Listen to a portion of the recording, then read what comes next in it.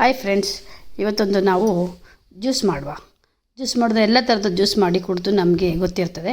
ಈ ನಮೂನೆ ಜ್ಯೂಸ್ ಮಾಡಿ ಕುಡಿಲಿಕ್ಕೆ ಹೊಸ ಥರದೊಂದು ಜ್ಯೂಸ್ ನಾನು 2-3 ಸ್ಪೂನಷ್ಟು ಉದ್ದಿನಬೇಳೆ ತಗೊಂಡಿದ್ದೀನಿ. ಉದ್ದಿನಬೇಳೆ ನಾವು ಎಣ್ಣೆ ಹಾಕೆಲ್ಲ ಫ್ರೈ ಮಾಡಲಿಕ್ಕೆಲ್ಲ ಸ್ಲೋ ಗ್ಯಾಸಲ್ಲಿ ಚೆಂದ ಮಾಡಿ ಫ್ರೈ ಮಾಡುವ ಅಂದರೆ ಕಲರ್ ಸ್ವಲ್ಪ ಚೇಂಜ್ ಆಗೋಗಿ ಫ್ರೈ ಮಾಡುವ. ನೋಡಿ, ಹೀಗೆ ಗೋಲ್ಡನ್ ಕಲರ್ ಬರಬೇಕು, ಸ್ವಲ್ಪ ಲೈಟಲ್ಲಿ ಸ್ವಲ್ಪ ಗೋಲ್ಡನ್ ಕಲರ್ ಬರುವಾಗೆ ಫ್ರೈ ಮಾಡುವ. ನೋಡಿ, ಇಲ್ಲಿ ತೋರಿಸ್ತಾ ಇದ್ದೀನಿ ನಾನು. ಈ ಥರ ಫ್ರೈ ಮಾಡಿಬಿಟ್ಟು ಇದನ್ನು ಸ್ವಲ್ಪ ತಣ್ಣಗಾಗ್ಲಿಕ್ಕೆ ಬಿಡುವ. ಸ್ವಲ್ಪ ತಣ್ಣಗಾಗಬೇಕು. ತಣ್ಣಗಾಗಿದ ನಂತರ ಒಂದು ಮಿಕ್ಸಿ ಜಾರ್ ತೊಗೊಂಡು ಅದಕ್ಕೆ ನೋಡಿ 2 ಏಲಕ್ಕಿ, ನಮಗೆ ಪರಿಮಳಕ್ಕೂ ರುಚಿಗೆ ಎರಡಕ್ಕೂ ಸೇರಿ 2 ಏಲಕ್ಕಿ ತಗೊಳ್ಳುವ. ರುಚಿಗೆ ತಕ್ಕಷ್ಟು ಬೆಲ್ಲ ತಗೊಳ್ಳುವ. ಬೆಲ್ಲದ ಬದಲು ನೀವು ಸಕ್ಕರೆ ಸಹ ಹಾಕ್ಬೋದು, ಮತ್ತು ಜೇನುತುಪ್ಪ ಸಹ ಹಾಕ್ಬೋದು, ಮತ್ತು ಕಲ್ಲು ಸಕ್ಕರೆ ಸಹ ಹಾಕ್ಬೋದು. ನಾನು ಬೆಲ್ಲ ತೊಗೊಂಡಿದ್ದೀನಿ. ಬೆಲ್ಲ ತೊಗೊಂಡಿದ್ದಂದರೆ ಅದು ಟೇಸ್ಟ್ ಬೆಲ್ಲದಲ್ಲಿ ನಾವು ಬೆರೆತಾಗೆ ಯಾವುದರಲ್ಲೂ ಸಹ ಅಷ್ಟು ಸೆಟ್ ಆಗೋದಿಲ್ಲ. ಹಾಗಾಗಿ ಬೆಲ್ಲ ತೊಗೊಂಡಿದ್ದೀನಿ.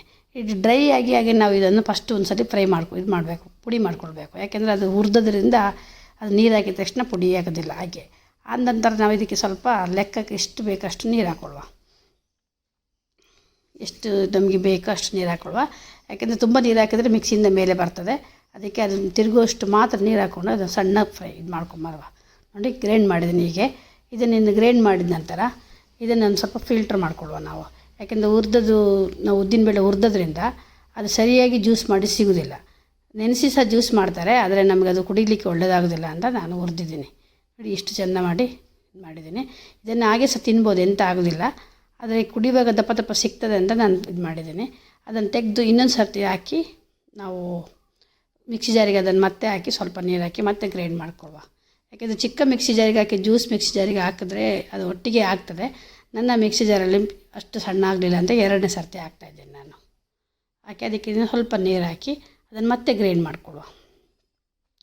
ಒಂದು ಅರ್ಧ ಲೋಟ ನೀರು ಹಾಕಿ ಗ್ರೈಂಡ್ ಮಾಡ್ಕೊಳ್ಳೋ ಚೆಂದ ಮಾಡಿ.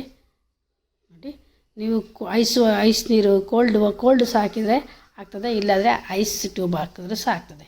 ನೋಡಿ, ಈಗ ಇನ್ನೊಂದು ಸಲ ನಾನು ಮಾಡಿದ್ದೀನಿ. ಅದನ್ನು ತಗೊಂಡು ಮತ್ತೆ ಸಹ ಫಿಲ್ಟರ್ ಮಾಡುವ. ಅದು ಸ್ವಲ್ಪ ಸಿಗ್ತದೆ ಅಂತ ಒಂದು ಸ್ವಲ್ಪ ಸಿಕ್ಕಿತ್ತು. ಇದನ್ನು ಬಿಸಾಡಲಿಕ್ಕಿಲ್ಲ, ಹಾಗೆ ಬಾಯಿಗೆಲ್ಲ ಕಚ್ಚಿ ತಿಂದರೆ ಅದು ಒಳ್ಳೆ ಟೇಸ್ಟ್ ಆಗುಂಟು. ಹುರಿದ ಉದ್ದಿನಬೇಳೆ ಅಂದರೆ ಟೇಸ್ಟ್ ಆಗ್ತದೆ.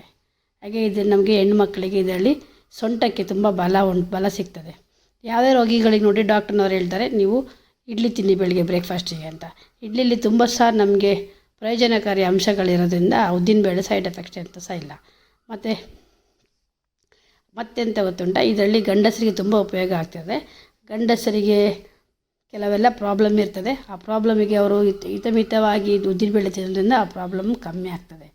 ಮತ್ತೆಂತ ಅಂತ ಹೇಳಿದರೆ, ನಮಗೆ ಇದು ಹೆಣ್ಮಕ್ಕಳಿಗೆ ಮಾಂಸಖಂಡಗಳಲ್ಲಿ ನರಿಗೆ ಬೀಳಿರ್ತದೆ ಮುಖದಲ್ಲೆಲ್ಲ, ಅದು ಸಹ ತುಂಬ ಒಳ್ಳೆಯದಾಗ್ತದೆ. ಇದು ವಿಡಿಯೋ ನೋಡಿ ಧನ್ಯವಾದಗಳು.